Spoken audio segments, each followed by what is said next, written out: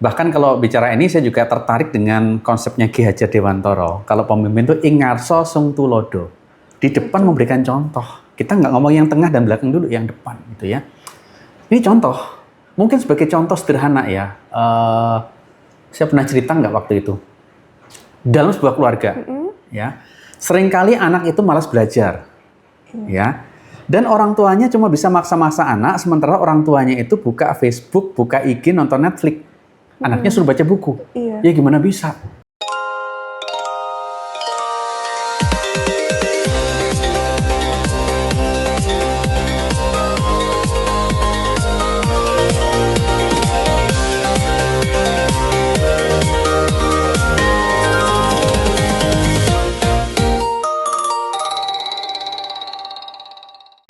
Halo, Waning Laitau Podcast Light Asian Wisdom.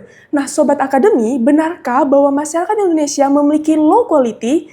Nah, kita sering berbicara tentang Indonesia di tahun 2045 itu menuju emas. Tapi sebenarnya dari faktanya, dari data Human Capital Index, tercatat bahwa negara Indonesia termasuk ranking 95 ke bawah. Hal ini menegaskan bahwa negara Indonesia dan masyarakatnya masih belum termasuk ideal. Nah, ada data lain lagi, yaitu dari Dr. Yo yang mengatakan bahwa IQ masyarakat Indonesia turun dari 109,6 ke 78. Sedikit lagi, sepertinya masyarakat Indonesia akan menjadi seperti gorila. Nah, oleh karena itu, luar biasa sekali, kami kedatangan Pak Boni, dosen akuntansi Ubaya, sebagai narasumber di episode kali ini.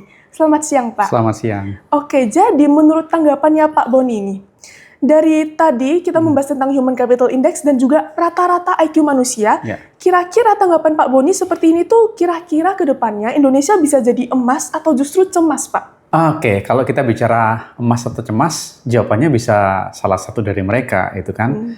Karena kita tahu ya, untuk mengelola atau mencapai Indonesia emas, itu kan bukan bicara cuma ekonomi yang meningkat, ya kan, stabilitas politik sosial, nggak cuma itu, tapi juga kualitas human capital. Betul. Tadi sempat disinggung kalau ranking dari Human Capital Index kita itu di bawah 95, 96 kalau nggak salah. Nah, tapi dari sini paling nggak kita harus belajar ya, bahwa untuk mencapai Indonesia emas, kekuatannya itu di human capital, kekuatannya di pendidikan, di literasi, itu yang harus didahulukan. Sehingga kalau kita bicara masalah gimana Indonesia, ya saya sebagai akademisi saya melihat bahwa orientasi dari para pemimpin di Indonesia, mulai dari pusat sampai daerah, itu harusnya kalau niat untuk meningkatkan Indonesia emas, harusnya ke pendidikan. Leader itu berperan penting ke pendidikan. Oke, baik, kira-kira gimana sih cara memiliki jiwa leadership itu, Pak? Oke, leadership dalam pendidikan ya. Iya, Oke, dari beberapa literasi yang saya baca, ya saya mungkin akan kembali menggunakan seperti yang sudah pernah kita bahas, si Sun Tzu. Oh betul, ya. Sun Tzu. Ya, di situ dia mencoba untuk menawarkan kitab seni perang atau Bingfa. Ya, dan mungkin saya tidak akan bicara masalah isi Bingfa-nya saat ini, tapi saya akan melihat bagaimana si Sun Tzu itu dia berangkat dari orang biasa sehingga menjadi penasihat perang yang tercatat tidak pernah kalah perang. Sampai mati pun karena mati tua, bukan karena mati karena perang gitu ya. Nah, kita akan coba lihat. Jadi Sun Tzu itu sebenarnya awalnya dia dari keluarga yang memang bekerja di militer. Jadi bapaknya, kakeknya itu mereka bekerja di kerajaan, ya. Nah, si Sun Tzu pada masa mudanya memang dia sempat mencari passionnya dia jadi pedagang, tapi gagal. Karena passionnya bukan di situ, jalan hidupnya bukan di situ. Nah, kemudian dia mencoba untuk membuat sebuah literasi, mencatat, meneliti. Kalau kita bilang sekarang ya research. Oke, Pak. Ya, jadi Sun Tzu itu menghabiskan masa dewasa mudanya itu untuk melakukan penelitian. Dari mana? Dari cerita, dari pengamatan dia tentang perang. Jadi dia mencatat strategi-strategi perang. Sampai akhirnya jadi Bingfa, 13 chapter. Oke. Nah, setelah jadi, si Sun Tzu ini tergerak untuk mengabdikan dirinya pada sebuah kerajaan. Dia pun mencari kerajaan mana sih yang prospeknya bagus untuk menyatukan China pada masa itu. Akhirnya dia tertarik untuk masuk ke kerajaan Wu. Rajanya namanya Helu. Ya, dia mencoba datang ke sana dengan membawa kitab perang. Dia nggak punya pengalaman praktek sebagai jenderal sebenarnya, tapi dia sebagai peneliti murni. Ya. Lalu Helu mencoba melihat kitab perangnya. Masa itu pakai gulungan bambu kan. Ya, dia buka, dia cek, wah ini kayaknya menarik nih. Nah, sebelum dia menerima Sun Tzu menjadi mungkin waktu itu bukan sebagai penasihat perang ya, sebagai orang yang bekerja di kerajaan, dia yang menguji, dia bertanya, Sun Tzu, apakah kitabmu ini efektif untuk kondisi apapun? Dia mengatakan, iya Raja, ini efektif. Asal semua diterapkan seperti syarat ketentuan saya. Nah, Raja punya satu misi untuk membuktikan benar nggak kata-katanya si Sunja tadi. Ya. Dia mengatakan, baik besok pagi, ya anggap sekitar jam 5:30-6 pagi itu ya, datanglah ke lapangan perang. Saya akan kirimkan pasukan saya dan latihlah gerakan PBB, baris berbaris. Sederhana sih. Ya. Nah, Sun Ce memberikan satu syarat. Raja, saya akan lakukan. Tapi saya punya satu permintaan. Selama melatih pasukan, nasib hidup mati mereka di tangan saya. Apakah Raja setuju? Rajanya setuju. Termasuk memilih peran-peran penting itu di tangan saya. Raja juga setuju. Silakan, pokoknya terbukti. Kalau nggak terbukti, kamu akan saya bunuh. Wah, itu konsekuensinya. Berat. Ya. Oke, kemudian di keesokan harinya, Sun Ce datang ke lapangan perang. Ya, pasukan disiapkan dan ternyata totalnya 180 pasukan. Dan semuanya perempuan. Karena itu adalah selirnya Raja Helu. Ya, dan mereka bukan orang-orang yang terbiasa ke medan perang. Susah ini, betul susah. Dan Sun Ce sudah memilih dibagi dua baris, jadi 90-90 kira-kira. Ya. Dan setiap grup ini diambil satu pemimpin pasukan, yaitu adalah selir kesayangannya Raja. Jadi peringkat 1 keduanya dipasang jadi komandan pasukan. Ya, seperti itu pemimpin pasukan. Oke, mulailah Sun Ce menjelaskan pada para selir. Ya. Ingat, saya akan jelaskan instruksinya, SOP-nya. Ya. Dia bertanya, mana kiri, mana kanan, mana depan, mana belakang. Mereka sama-sama tahu. Ya, dan Sun Ce lanjutkan. Kalau genderang saya pukul, ya beruntun pertama, ini contoh, saya lupa perintahnya kiri kanan gitu ya. Anggap berputarlah ke kiri. Saya pukul lagi berputar ke kanan dan seterusnya. Dikasihkan instruksi yang sangat sederhana. Kalau nggak salah cuma 4 instruksi. Ya. Tanya, paham? Ya, selirnya ngomong paham. Ya. Dan Sun Ce mengatakan, kalau gagal, hukumannya Nah, seperti itu. Oke, siap dimulai. Nah, mulailah genderang dibunyikan dan pasukannya kacau. Nggak ada yang berbaris, sama sekali nggak diikuti instruksi itu. Kacau, bubar. Ya. Nah, kemudian Sun Ce punya cara yang kedua. Oke, saya panggil lagi. Ya, lakukan jangan main-main. Kalau main-main, kamu siapa? Ini peringatan kedua. Perintah yang sama sederhana dan mereka paham. Dipukul lagi genderang dan pasukannya tambah berantakan. Nggak teratur. Ya.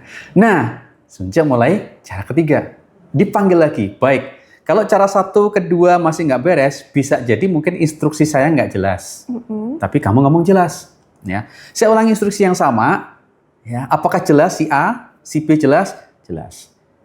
Dia mengatakan, ini terakhir. Kalau main-main, kepala akan leher akan dipotong. Oke, kembali. Beneran dipotong, Pak? Ya, ini yang ketiga, gitu ya. Pak. Jadi ketika genderang dimainkan, pasukannya masih main-main, ya. Dan at the end, akhirnya kedua selir itu ya setelah kemudian Sun Ce memilih pasukan secara acak, pemimpin tim A dan tim B secara acak, Lalu instruksi diberlakukan, dibunyikan genderangnya dan pasukannya mulai jauh lebih tertib dan sampai akhir mereka berhasil melakukan gerakan baris berbaris untuk perang, berhasil tekniknya. Jadi menurut Pak Bon itu sebenarnya itu manusiawi nggak ya Pak? Ngeri juga ya Pak? Iya memang ngeri ya, tapi kalau kita lihat konteks, ini kontekstual sebenarnya. Kalau kita lihat kisah-kisah historis masa lalu, ya terhadap orang yang membangkang itu sesuatu yang normal. Memang di zaman sekarang nggak normal itu ya. Tapi pada masa perang, kenapa sih hukumannya harus? Nah, jawabannya adalah ketika jenderal yang mimpin pasukan itu main-main, yang mati bukan cuma jenderal dan pasukan. Yang mati itu orang-orang yang nggak berdosa, penduduk. Ya orang-orang tua, anak-anak kecil, perempuan yang nggak tahu apa-apa dan nggak salah, itu mereka akan terbunuh. Dia paling mending jadi budak, gitu kan? Nah maka dari itu yang namanya jenderal nggak boleh main-main.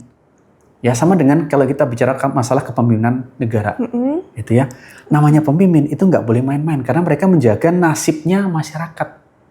Ya sekian ratus juta populasi orang Indonesia di tangan mereka, nggak boleh main-main. Nah, itu sebenarnya pesan pentingnya kenapa kok itu dilakukan. Ya karena masa itu yang dipertaruhkan adalah nyawanya manusia. Intinya di sini Sun Ce itu bukan sekedar untuk mencoba mendemonstrasikan strategi perang, tapi juga prinsip-prinsip perang itu secara tegas dilakukan. Bahwa dia mengatakan raja tidak boleh turut campur dalam hukum militer. Oke. Kenapa? Karena raja itu nggak tahu kondisi lapangan. Ya, nah itu salah satu. Dan Sun Tzu saya lihat dia itu orang yang sangat berani loh. Dia bukan siapa-siapa. Kalau gagal bahkan dia berani selirnya raja. Oke. Jadi kalau kita lihat di sini, lepas dari masalah itu manusiawi atau enggak gitu kan, karena konteks kondisinya beda dengan Indonesia sekarang gitu kan. Kita melihat kepemimpinan dari Sun Tzu itu sangat luar biasa. Itu kuncinya. Nah, terus kalau kita kaitkan dengan Human Capital Index, masalah pendidikan, education, kenapa saya ambil Sun Tzu? Karena Sun Tzu ini adalah orang yang secara literasi, secara keilmuan, pengetahuan, wawasan, dia sangat kuat. Kitab perangnya dia itu kan hasil research-nya dia. Ya, dan Indonesia tuh butuh banyak researcher yang beneran. Ya, seperti Sun Tzu tadi. Jadi, selain dia punya leadership yang bagus, orientasi ke pendidikannya juga sangat bagus. Itulah kenapa membuat negeri Wu pada masa itu, negeri yang sangat berjaya. Oke. Berarti kan episode sebelumnya kita juga pernah ngebahas sedikit tentang kepemimpinan itu berarti banget ya, Pak. Kalau dari kisah Sun Tzu yang tadi itu memenggal, kira-kira tindakan ekstrim ini tuh sebenarnya menunjukkan prinsip kalau pemimpin harus konsisten terhadap aturan, bahkan jika itu menyakitkan?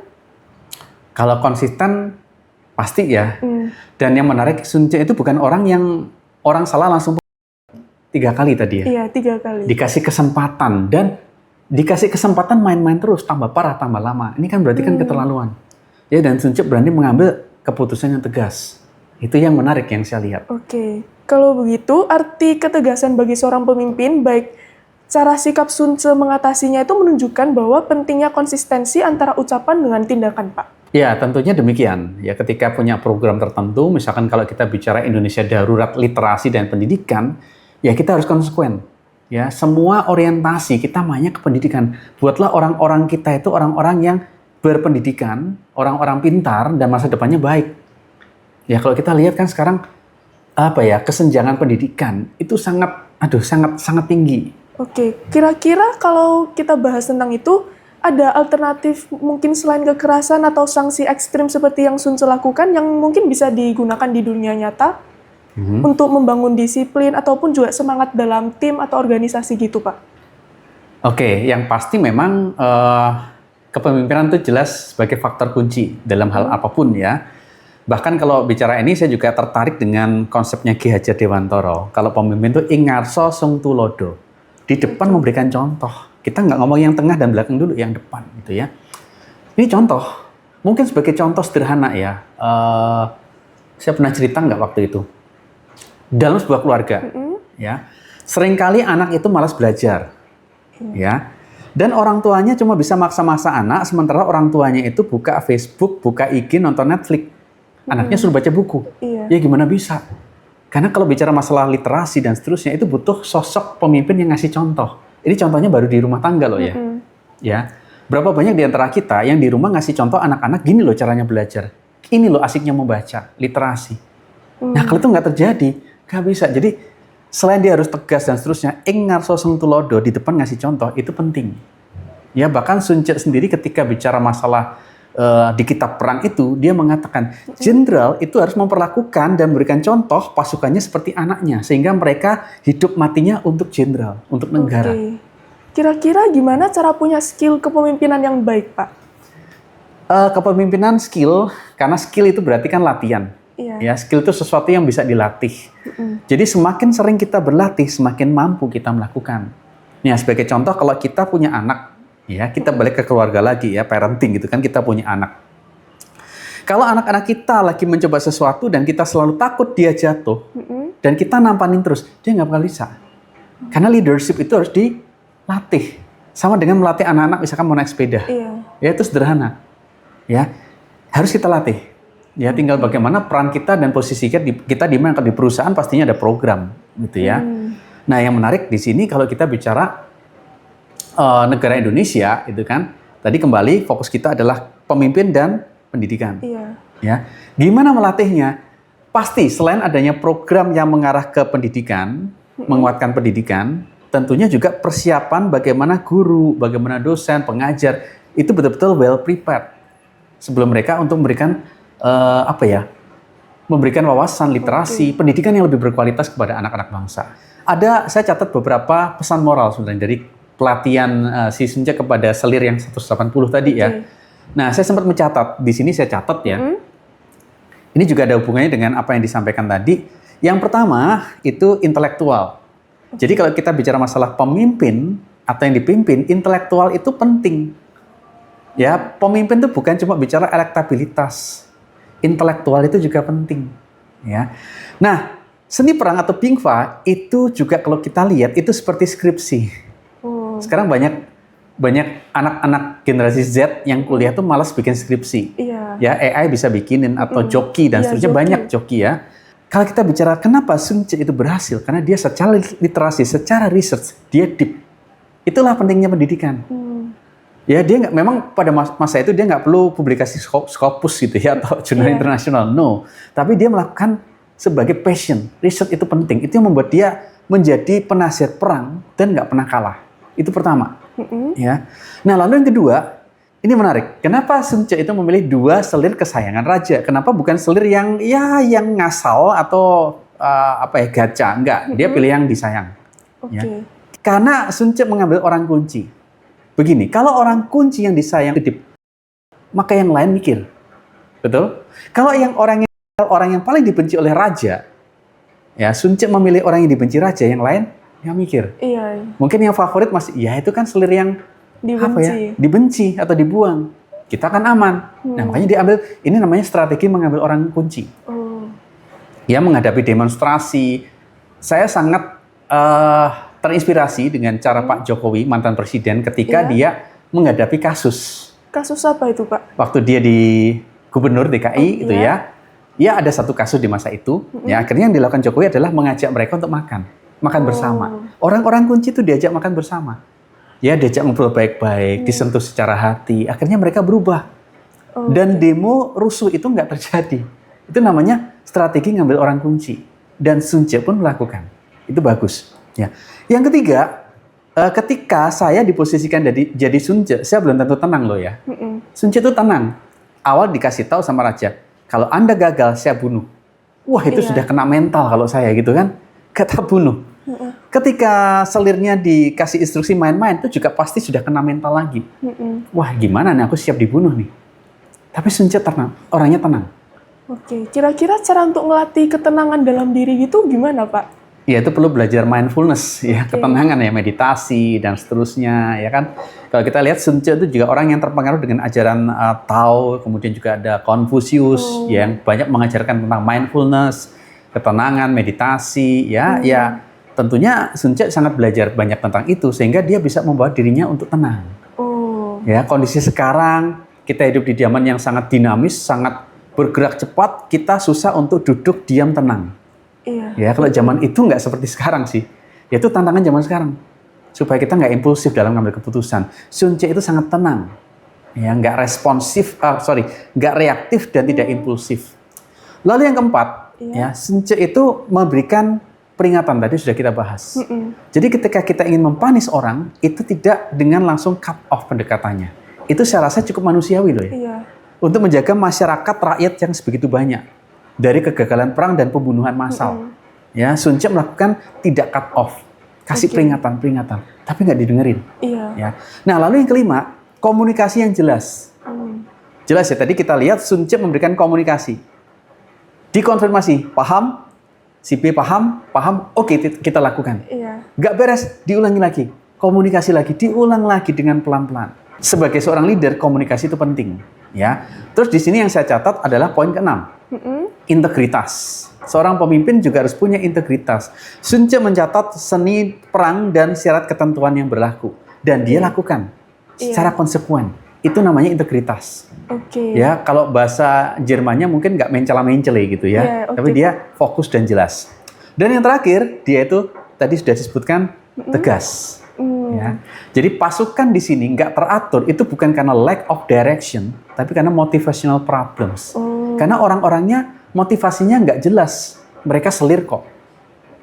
Ya, nah itu hal yang penting dilakukan sebagai seorang pemimpin kalau kita ingin membuat Indonesia semakin emas. Seperti itu. Berarti kira-kira aspek apa dari filosofi Sun Tzu yang mungkin relevan banget untuk mahasiswa saat ini?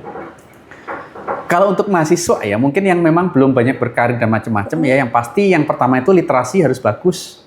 Ya, anak-anak muda kita saya sarankan, bukan sarankan ya, mungkin saya juga minta gitu kan bahwa negara kita butuh orang-orang pintar. Karena negara demokrasi itu beda dengan negara yang otoriter.